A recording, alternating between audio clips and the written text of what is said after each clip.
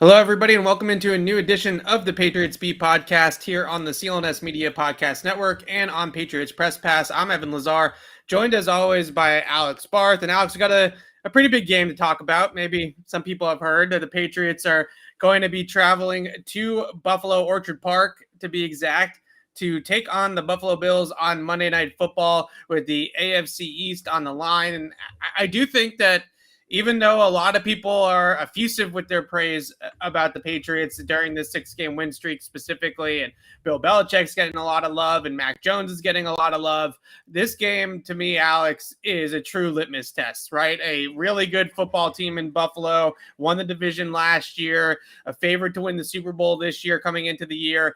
If you go into their place in prime time and you pull this thing off, then I think we can seriously be talking about the Patriots as true contenders in the AFC and maybe get them over that hump of they haven't beaten anybody and all that kind of stuff. Yeah, I mean, I feel like this is the third or fourth time we've said this, that it's the true litmus test. Now, granted, this is the biggest game of the year. This is the toughest opponent the Patriots have faced, but to me, this is a bigger spot for the Bills. Because if you're the Patriots, a win would be huge. Like, don't get me wrong, a win would be massive. But I think at this point, the expectation is to at least split. This is a road game. It's a primetime game. The Patriots schedule is easier coming out of this than the Bills schedule is much easier. If you're the Patriots, realistically, you just need to split these two games, right? Yeah. Win's great. Win's massive. If you win this, really good chance you win the division. But I don't know that it takes away a ton if you lose it in terms of the postseason outlook.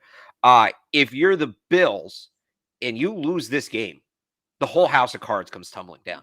Yeah. Right. This is, and I know we heard it mostly from the fans, but there's a little bit from the players that now it's Buffalo's turn. They're going to get their 20-year run in the AFC. Now, all of a sudden, you lost 3 of 5.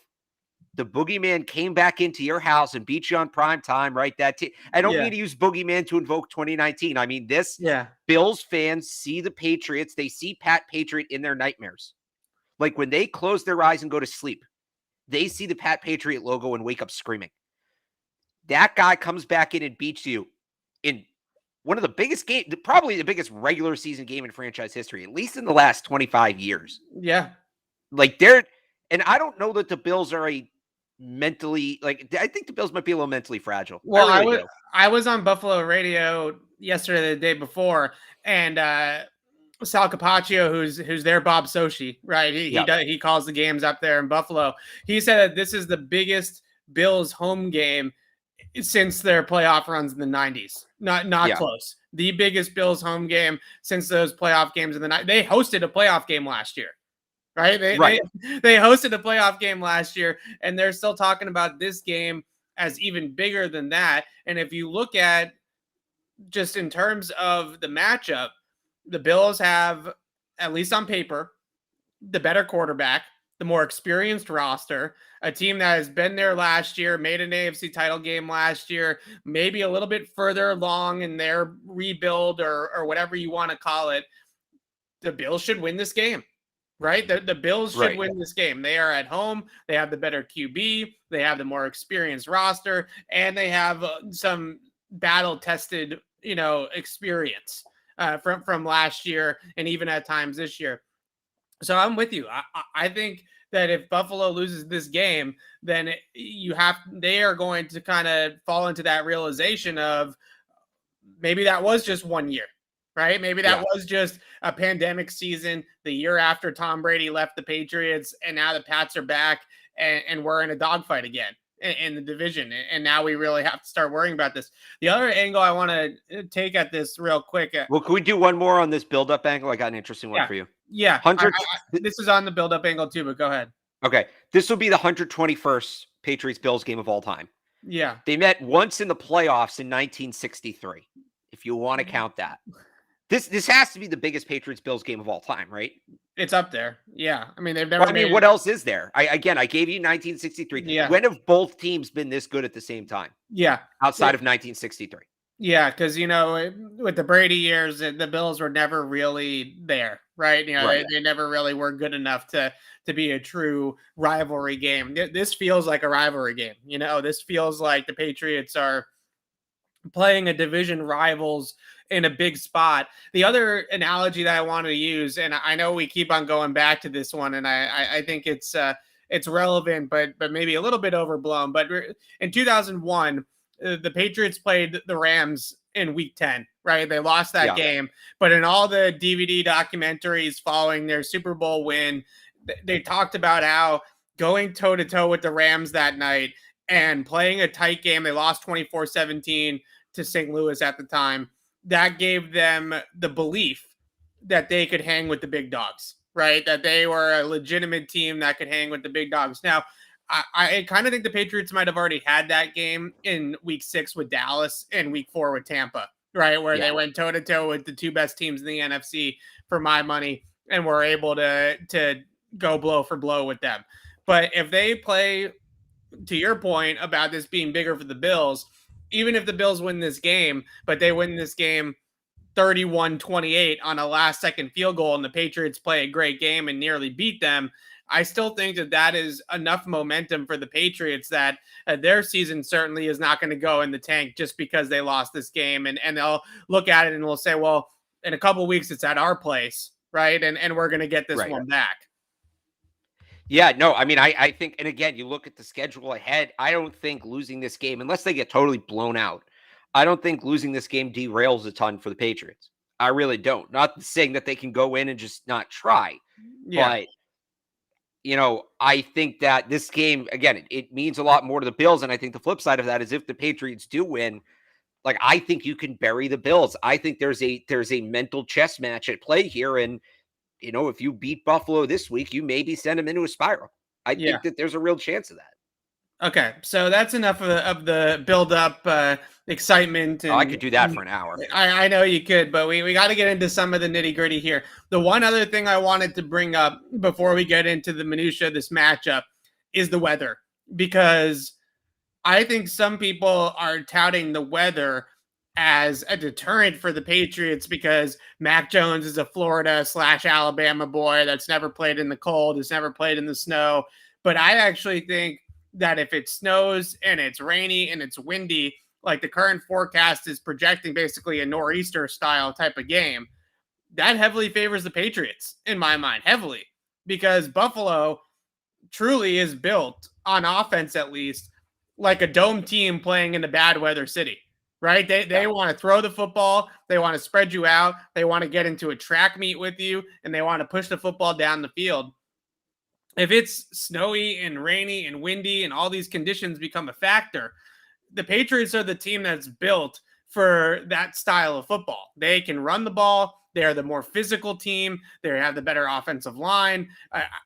If this gets into one of those true December snow games, right, a bad weather game, I think that heavily favors the Patriots, and I think Mac will be perfectly fine in the conditions. But most importantly, they're able to run the football and win in the trenches in that style of game even more just because of the weather impact. Yeah, I think this is, not to say that they're not going to need Mac to make plays. You always need your quarterback to make plays, but I think this is a game where Mac is kind of in the passenger seat. Yeah, I do. I just think based on everything, and it's nothing against Mac. The Patriots are a game plan team. When you look at what the Bills want to do defensively and what they do best defensively, you come out, you run the ball. I think, and the weather only exacerbates that, right? I think that's the word, exacerbates. So, yeah, I think that the worst condition, I mean, you said it perfectly. The Bills are a dome team. Yeah. They're a dome team that happens to play in upstate New York. And they do what they do. I know that the Patriots have kind of touted the Bills as being a game plan team. Yeah. They throw the ball 80% of the time on first down. Yeah. I mean, they're not beating anybody with deception. They're beating you with pure talent. The Patriots generally feast on those teams. So I think the bad weather, although it might be iffy for Mac, I think overall it helps the Patriots. Yeah, I think so as well. I just feel like the way the Patriots win this game from a big picture standpoint is they want to win an uglier game. Right? If you try to get into a flashy, greatest show on turf type of game with Buffalo, you're going to lose that way, right? You're not going to go toe to toe with this passing attack and go blow for blow with Josh Allen and go back and forth up and down the field. You don't want a shootout. You don't want to track meet. You want to muddy this game up. You want to ugly this game up. You want them to feel you. You want them this game to be a hard-nosed, gritty, tough, hard-hitting, physical type of football game. That's what the Patriots are going to try to do in this game. Buffalo wants to play the total opposite way. Their defense is aggressive. They're fast. They get upfield. They attack the line of scrimmage, but they are not a defense that wants to be punched in the mouth. Right? They are not one of those types of teams. So I still feel like even on both sides of the football here, that type of gritty, hard-nosed type of team, that is what the Patriots can be in this game, and hopefully the weather will help them get there. One last angle here we need to discuss, I feel like, that's extremely important to this game from a big picture standpoint, is the status of Kyle Duggar, because this is, to me, a really difficult situation for the Patriots in this particular week in particular, right? Yeah. Like, having Duggar not play in any game is tough. He's one of their best players on the defensive side of the football, certainly one of their most athletic, explosive, versatile players on that side of the ball. So to not have him out there is tough every single week. But this is a game where, ideally, based off the matchup, you want to play most of this game in nickel and dime defense. You might even want to play most of the game in dime, right, with 6 defensive backs on the field. But if you're going to play 6 DBs on the field, you need to have a physical presence in the box next to Hightower or next to Bentley or whichever linebacker ends up being out there. If you have a 6-man box, and now Adrian Phillips is your 6th guy in the box, it's a much different, no offense to Phillips, who's a very good player too, and just in a different way. The lack of physicality there, I think, is a big time factor. So I'm fascinated to see how Bill Belichick game plans now, because it doesn't feel like Kyle Duggar is going to be ready to go. It just, based off of the history, the extra day, it being on Monday night, does help them, right? You know, it gives them an extra day to get him cleared of protocol. But based off of how this has gone for most players in the past, it's lofty to return in the same week that you test positive. It usually doesn't happen. And I think using Phillips, so Duggar has played 81.3% of the Patriots defensive snaps this year. 81.3. That's the 4th most, 3rd most in the secondary behind McCourty and JC Jackson. And so people say, all right, well, you have Adrian Phillips. They're similar players. Well, here's the problem with that. Adrian Phillips is 5th in terms of usage. He's like not even a percent point behind. I think he's like 0.7. Because that's really because, not to cut you off, but that's because Miles Bryant is their 6th defensive back in reality. Right? Their base defense right now is big 3 safety nickel, right? Where they have Duggar, Phillips, and McCourty with J.C. Jackson and Jalen Mills on the field at the same time. So those 5 guys are your top 5 in that secondary, and Bryant is really the 6th guy. It's not like they're taking one safety out and putting one safety in. So, well, the reason I bring that number up is, okay, so if you want to replace Duggar with Phillips, fine. You've replaced 0.7% of the snaps. Right. Now you still, okay, so you went from the guy who plays 81% of the time. Now you need to fill in 80% of the time with Phillips if he's moving into Duggar's role. So I think there's a couple options they have. I don't know that I love any of them. I think you could talk about having Jalen Mills play some safety where he played last year, and then it's either Juwan Williams or Sean Wade or whoever, Devontae Bosby, whoever they have on the practice squad at that other outside corner spot. Not sure how I feel about that one. I think more Jamie Collins and just using his athleticism to try to mimic some of what Duggar does. And I don't know that he can perfectly do it. And by the way, Collins still has to be activated. He's on IR, but he's practiced this week.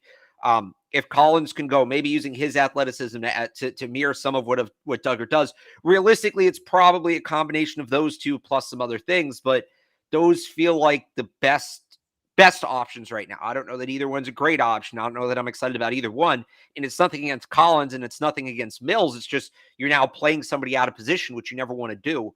But those feel like one of the two paths they're going to take in order to kind of fill in for Duggar.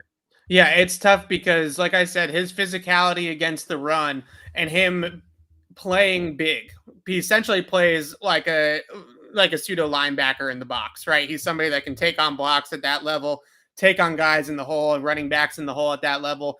And you're going to go into this game, and Buffalo doesn't like to run the football a ton, and they don't have a ton of efficiency running the football either. So you're going to go into this game basically conceding what you give up on the ground, right? If you give up a $150 on the ground to Singletary and Breida, then so be it.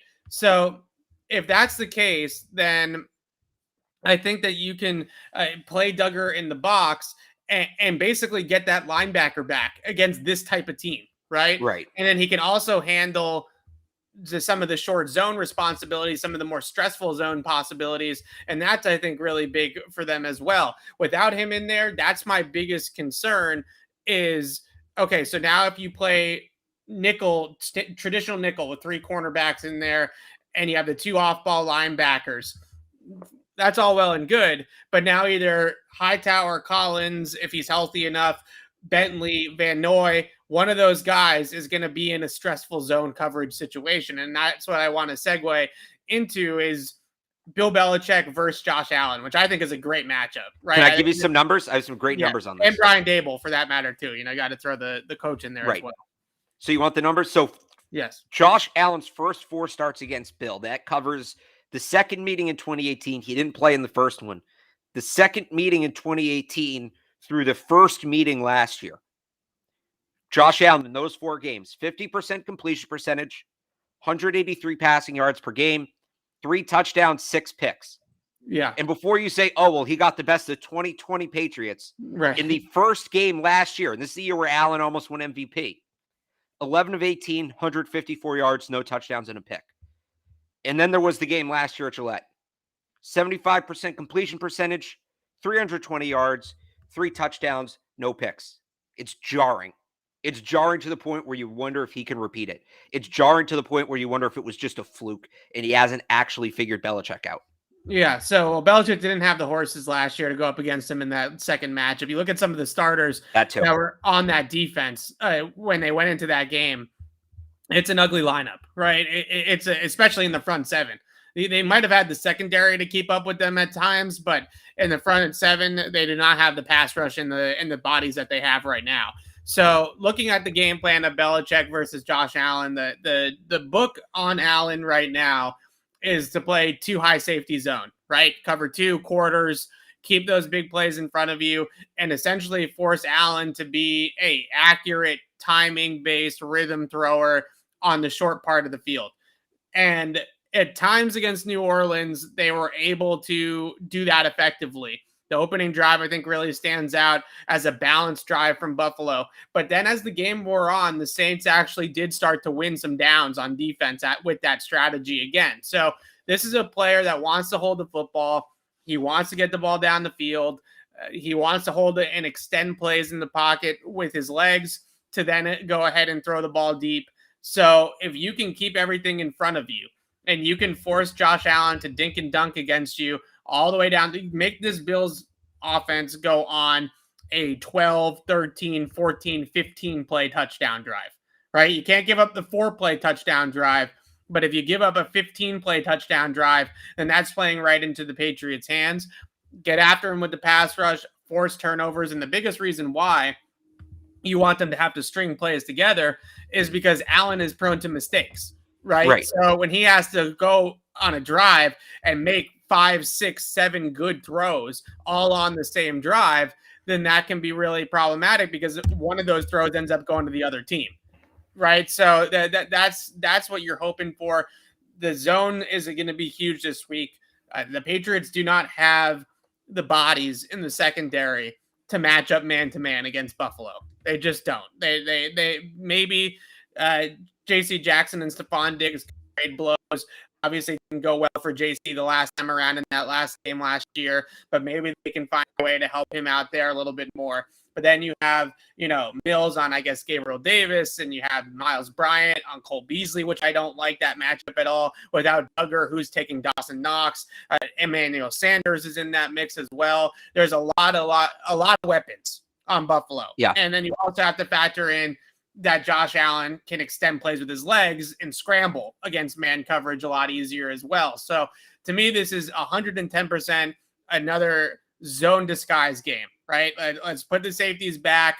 Let's spin the dial post snap. Let's give them different looks. Let's try to confuse them. Let's try to rattle them. Let's try to get them to hold the football. And then that 4-man pass rush can get home once you start getting him to hold the ball a little bit longer in the pocket.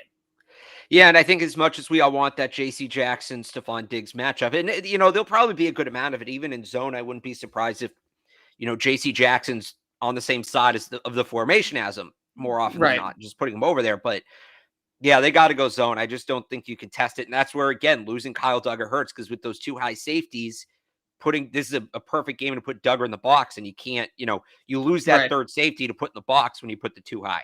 Right. You play cover 2 and really the seam hook or even the 2 hole in the middle of the defense between the 2 high safeties. Those are the 2 hardest spots to play in cover 2 in terms of stress in coverage. Right. And if you have to put a linebacker there, or you have to put a lesser coverage player, obviously you have a guy like Adrian Phillips who can maybe do that. Maybe this is a week where we actually see Miles Bryant play more back, right, in terms of playing split safety zone. So you allow Adrian Phillips to go ahead and do some of those different things in the box or closer to the line of scrimmage. That might be a big thing for them this week. The matchups that scare me, and I hinted at it just then, the matchup that scares me the most is Beasley, to be honest with you, because I think they'll have something ready for Diggs. I think they'll be prepared for Diggs, and I think they'll roll the safety over the top of Diggs all game long, and he's going to have a tough time getting deep on the defense. But Beasley is a guy that can run that Edelman route tree against zone, where he's just going to find the voids. He's going to find the soft pockets over the middle. He's going to break off leverage, sit down, and allow them to just keep the chains moving. Right. And you can't, I worry about Brian against him in man coverage. I don't think that that's a really good matchup for the Patriots. But what you really worry about is them formationally getting opportunities for Cole Beasley against a linebacker or against one of your safeties in a short zone. If anybody is going to be the zone buster for Buffalo, it's going to be Beasley. But at the same time, I mean, that's mostly underneath stuff that's 3 to 4 to 5, yards per route. Is Josh Allen going to take that all day? Right. That's the game plan, right? You hope is Allen going to take a profit, right? You can't go broke taking a profit, but you got to take the $1 when it's available, right? So right, and we saw him get impatient against the Saints. So I think the best plan on Beasley, as frustrating as it's going to be, is make sure you tackle him and just see if you can get Josh Allen impatient, throwing to him over and over and over again. I think that's the best bet. The other thing with Beasley, he doesn't love contact. Yeah. If you kind of knock him around early, his hands get a little slippery. So I think that's a big part of this game too, is if there's a shot to line him up over the middle, I'm not saying intent to injure, but if you can line him up over the middle early in the game, I think you got to take that shot, because if you knock him around a little bit, he might check out. And if he checks out, it changes the dynamic of the game. It does feel like a big game for jams and redirects at the line of scrimmage, right? If you're standing over Knox, or if Beasley's like in tight number 3 inside or something like that, Matt Judon or Kyle Van Noy just popping those guys as they're trying to come off the line of scrimmage, seems like that would be a good way to kind of get to this Bills offense. Well, just like the Patriots offense, which we're going to get to in a second, the Patriots defense needs to lean on Buffalo. Right. They need to physically impose their will against the Bills. They need to be the more physical team. In a lot of ways, this matchup, from a schematic standpoint, it's totally different. But from a big picture physicality, mental aspect, what the Patriots did to the Rams in Super Bowl 53 is what they should be doing to the Bills this week. Right. You want to crunch these guys. 36. Yeah. No. This past one. It was the game plan at 36 too. Remember, hit them when they have the ball, hit them when they don't. Yeah. Fair enough. Yeah. You want to hit all these guys in the mouth as much as you possibly can. Lastly here, Dawson Knox doesn't scare me that much. And I know that's going to be a little bit of a surprise to some people because of the numbers that he's put up. He's good in the red zone. You do have to worry about him on some of those scheme type of plays where they slide him across the formation, or they kind of gadget him open, if you will, to a degree.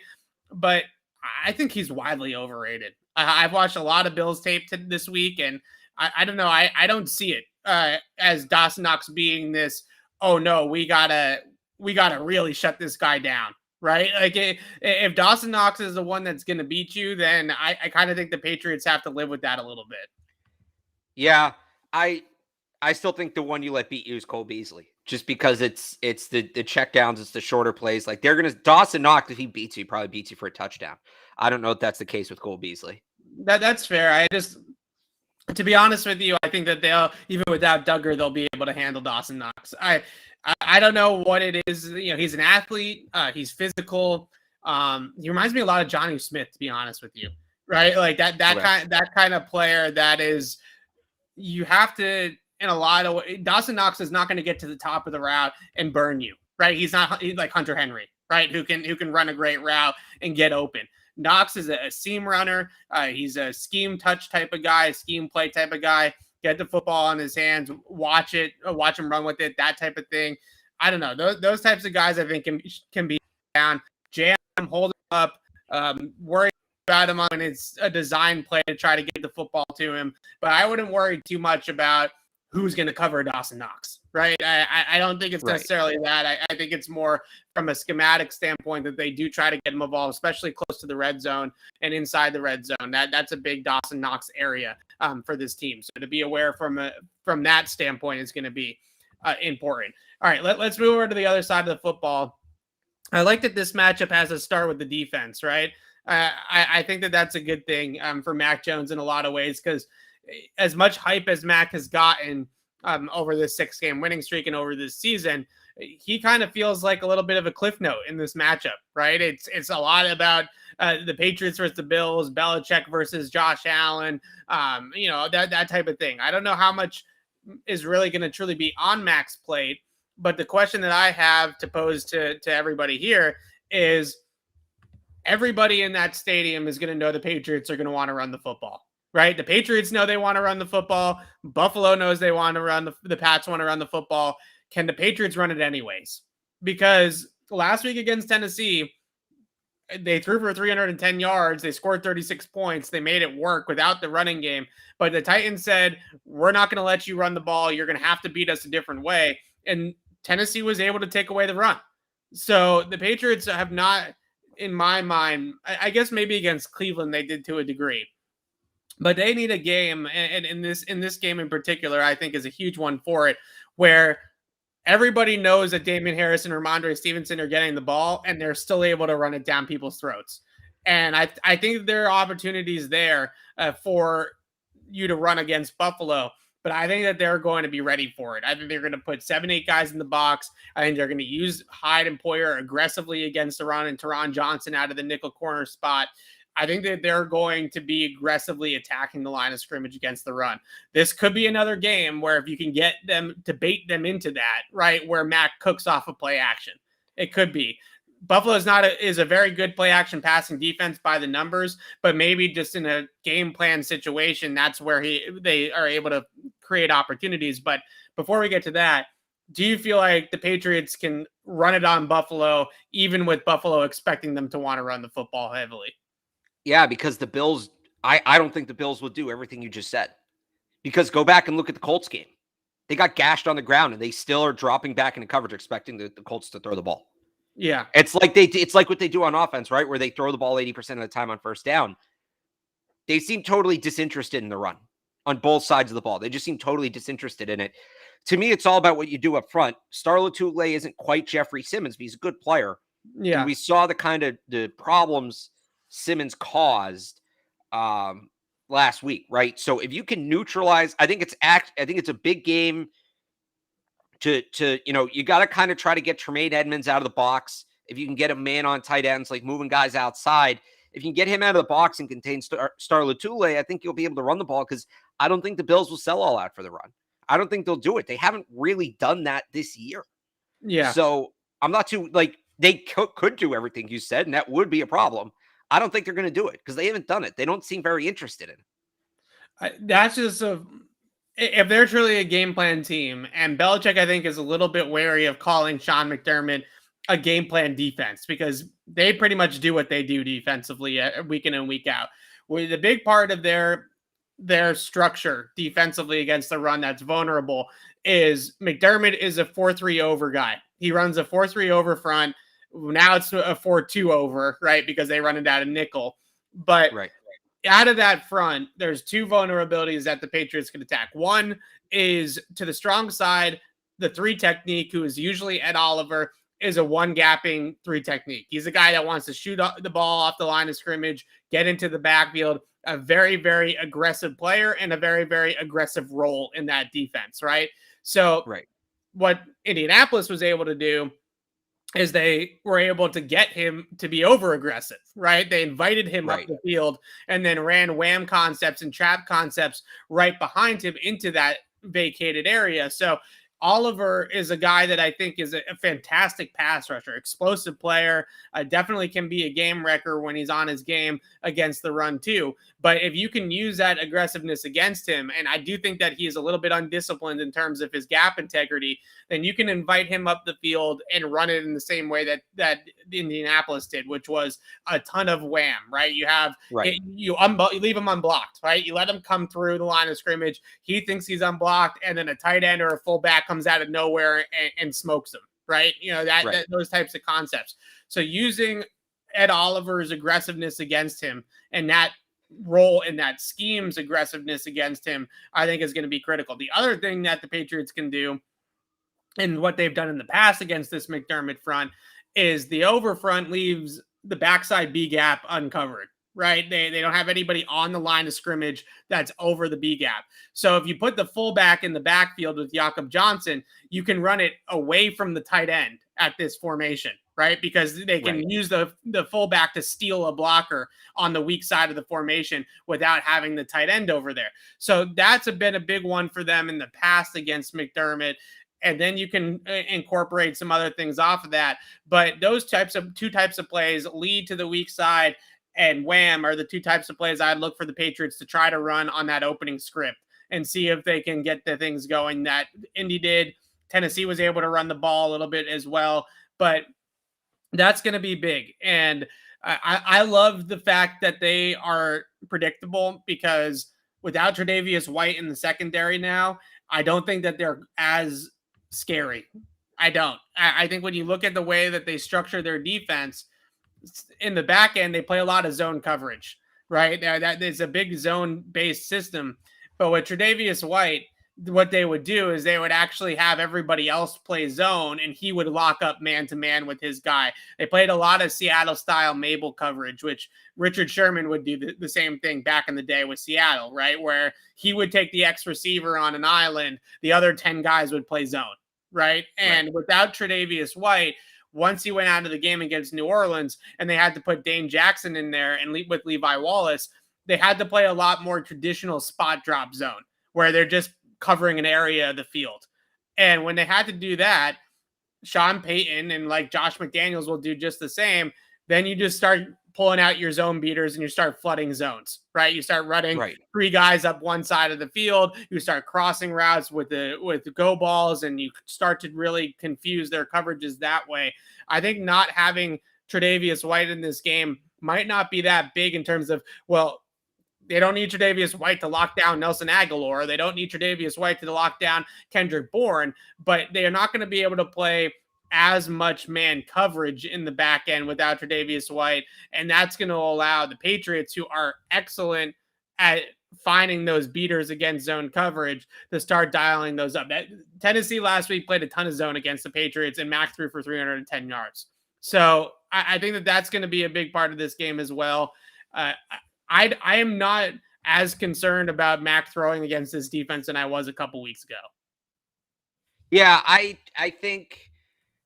And I think a good thing about this game, too, is we just talked about how Josh Allen won't take the underneath. I think the Bills' most dangerous coverage players are obviously their 2 safeties. Right. Mac will pick them apart underneath all day. Yeah. And I think Levi Wallace might be a little underrated. Dane Jackson, I think, is a guy, not to say he's like a great corner. I like Levi Wallace, roll tide. Dane Jackson, but they can beat him. Dane Jackson's a guy I think they can pick on. And something we probably haven't talked about as much as we should have the last few weeks is the Patriots have been a really good run after the catch team. And that's what this game is to me. It's run those crossers underneath, right? Run those route combinations underneath, and then run after the catch. And I think this is a team that can do that if they need to. Again, I think running the ball still is the primary objective, but they can beat this zone, and Mac won't, from what we've seen so far, Mac won't get frustrated and start testing things further down the field and start testing Jordan Poyer and start testing Micah Hyde. He's more than happy just keep checking that ball down and letting the receivers make the plays.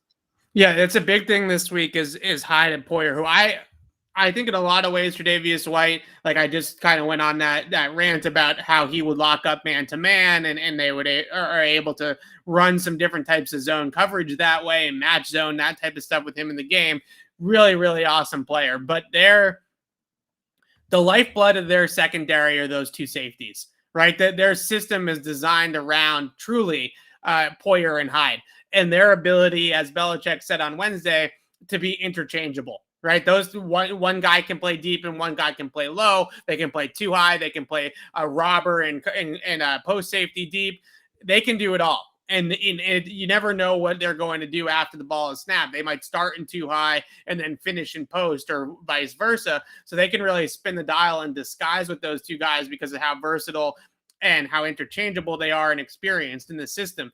So if there's two guys that you got to make sure you know where they are at all times, and when you're passing the football, if you're Mac Jones, it's those two safeties, because we know, for the Patriots, so much of their coverage, so much of their passing game is based off of the shell, right? Is it too high? Is it single high? So in order for Mac to make the right reads and get the ball into the right places, then reading those safety rotations is going to be critical. And a lot of quarterbacks have a lot of trouble with that. I mean, heck, there were times where Tom Brady had trouble with it against this Bills defense when Buffalo's defense got better towards the end of his career in Foxborough. So I think that you have to look at those two safeties and that kind of cat and mouse game between Mac Jones and Hyde and Poyer as one of the biggest matchups in this game. Even though it's kind of a outside the box, it's not like they're truly going one-on-one against each other. That to me was my number one key matchup this week going into the game, was Mac IDing where those guys are, recognizing where they are. They don't use them a ton as blitzers, but they will blitz. And we know that Mac has had trouble with those safety blitzes over the last couple of weeks as well. So finding those two is going to be critical in this game. Yeah, I'd agree. Okay. One of those ones. You made the point. I made the point, right? All right. What else do we got? This game, there's so many different angles that we could take here, but I feel like it's simple at the end of the day, right? Like we could continue to break down every little detail here, but I truly feel like it's a pretty simple task at hand here. Can you just talk about one thing here with Mac that I find to be super annoying? And maybe you feel differently about this, Alex, but this Mac weather talk. Where does it come from that it's some big detriment to his game that he's going to be so terrible in bad weather? I don't know. I don't really get that take. We haven't really seen him in bad weather, I suppose, but it's not a guarantee that he's going to suck in the snow, right? I mean, I think football in the cold's certainly different, and he's never really done it. Like, I'm not saying he's guaranteed going to suck. I think it is important, because if he's going to be the quarterback of the New England Patriots and compete for Super Bowls in New England, he's going to have to play in the snow and the cold. Like, he's going to have to be able to perform in those settings. That's maybe one of the most underrated things that Tom Brady did, is he was as good in the snow or better in the snow than he was if it was, 70 degrees and sunny. So I think it's important in terms of this year. And I've talked about this before. I think they have the running game to support him while he kind of figures it out, because it gets easier to run the ball once it gets cold. Right. But to me, the bigger one is people talking about the crowd and the environment in Buffalo. Like that is a complete non-factor, not a non-factor. Yeah. But to me, it's nothing that he hasn't. Like, I'm more worried about how he handles the elements than he handles Bills Mafia, because, and I know people up here don't like college football, but if you're familiar with the Iron Bowl, that's nuts. The Iron Bowl is, Bills Mafia is it's a great NFL environment. It's like an average Power 5 college football environment. And the Iron Bowl is a heated rivalry. Alabama versus Auburn, which in-state rivals, all of that, place goes nuts. Mac Jones in the Iron Bowl in 2019 because in 2020 it was at home. It was in Alabama, so it doesn't count. Mac Jones starting in the Iron Bowl in 2019, 26 of 39, 335 yards, 4 touchdowns against a top 15 defense in the nation. I think he can handle a big stage. I think he can handle a big stage on the road. I think he'll be fine. Yeah, I mean, look, he's played where at Auburn. He's played at LSU. I'm assuming, right? At least. Yeah, that was the Burrow year though, so he kind of got smoked that year. Okay. Oh no, Tua might have been because he took over late in 2019. He might have played at LSU. Yeah, I mean, he also played in the national championship game. Right. Well, so that's different. That's neutral site.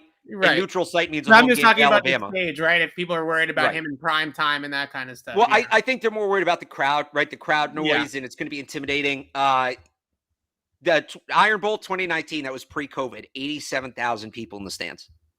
That might be double what it is in Buffalo. It's close to double what it is in Buffalo. Yeah. I agree with that there. I loved how he said that he just looks down at his phone and as they kind of roll by the opposing team's fans and just doesn't really give a crap about it. Yeah.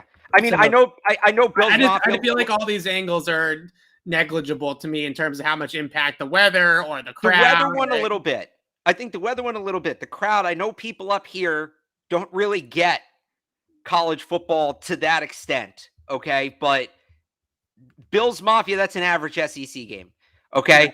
And hang on, I'm pulling the schedule up, and I know it's last year in COVID, blah, blah, blah, but it's the SEC.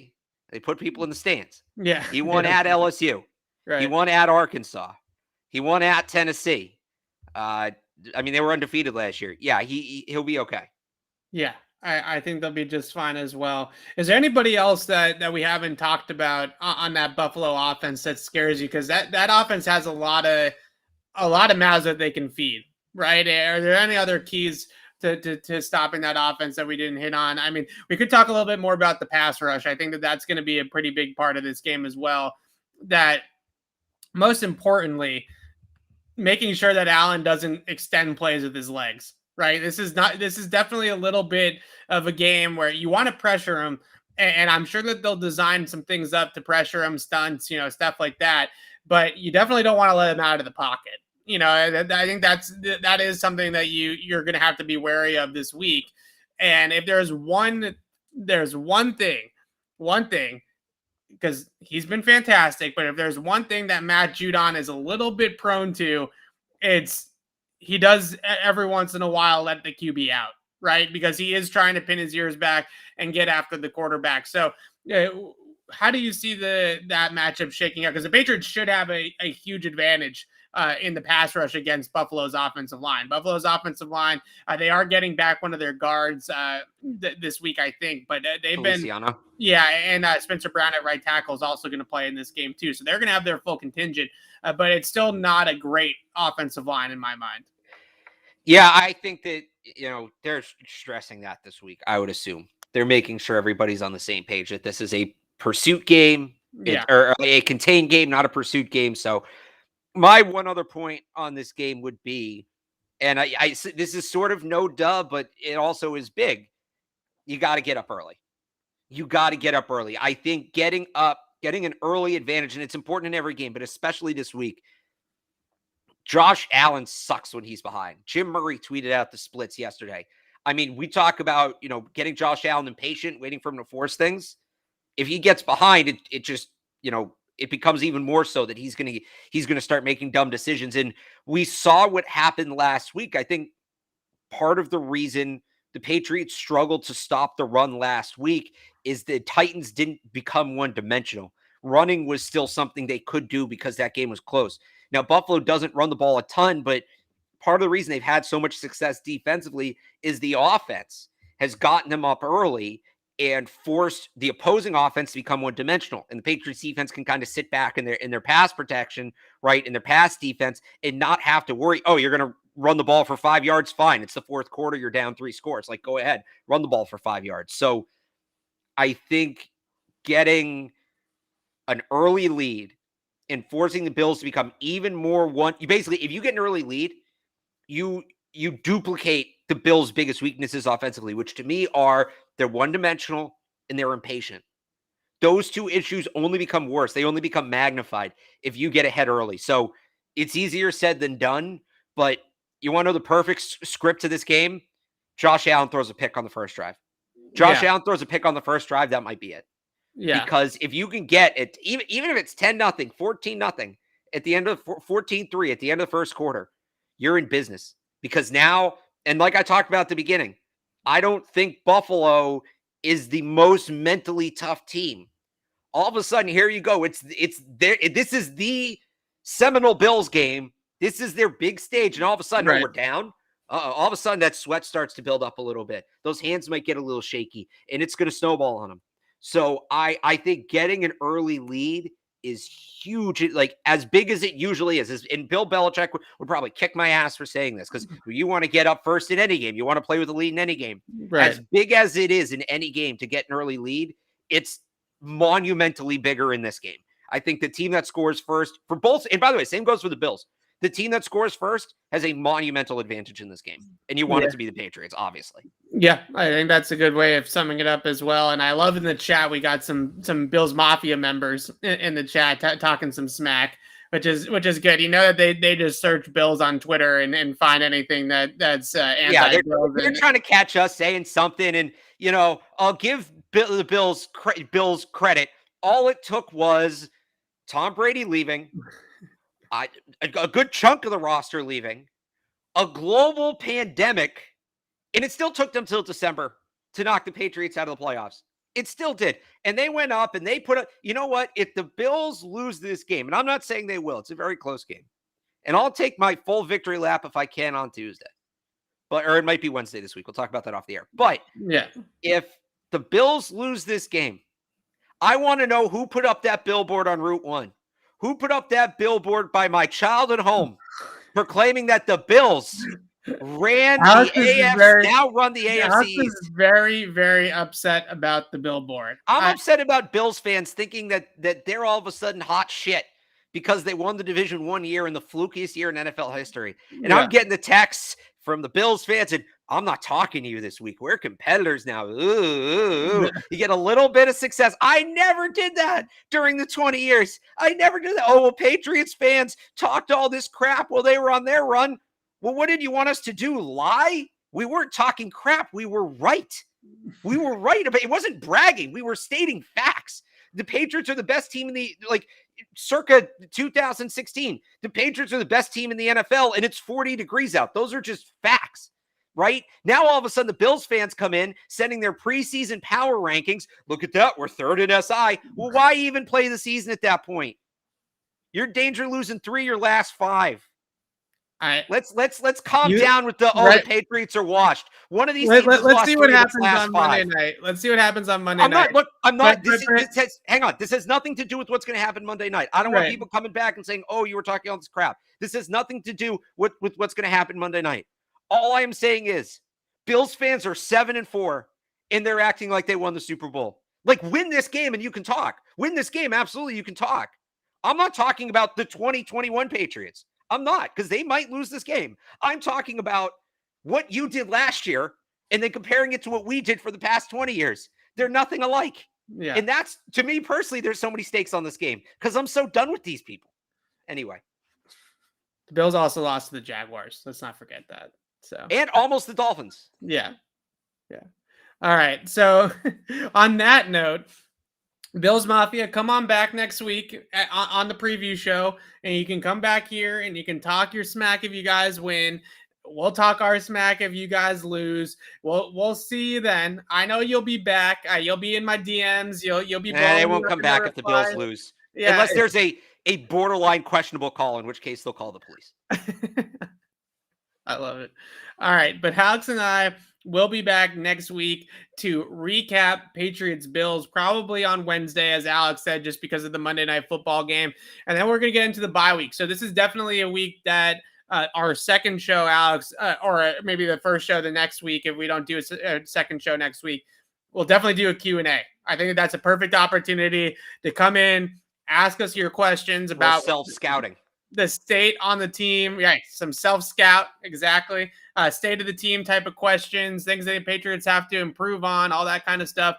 So next week, we'll get into that. I also saw a lot of people in the chat tune in late, asking about Kyle Duggar, asking about the Jaguars blueprint against the Bills, stuff like that. We talked about that at the beginning of the show. So if you want to go back when we're done here and listen to the beginning of the show, we answered all of that type of stuff then. But yeah, next week, Q&A, we're going to do it. State of the Union, where do the Patriots land before the bye, late bye this year, obviously, but still a good opportunity. I actually think in a lot of ways, it's going to help them out that the bye is so late, right? Because I feel like this is a perfect opportunity. They know exactly who they are now, right? And they know exactly what their weaknesses are. If you have a bye in week 5, then you might not have uncovered everything quite yet. They have a huge sample size here to be able to figure this out. So we'll talk about those things next week. We'll talk about this game against the Bills. Alex will have you covered on Monday night on 98.5. I'll have you covered on Monday night on CLNSmedia.com. So until then, signing off for Alex Barth, I'm Evan Lazar. Thanks for watching, everybody.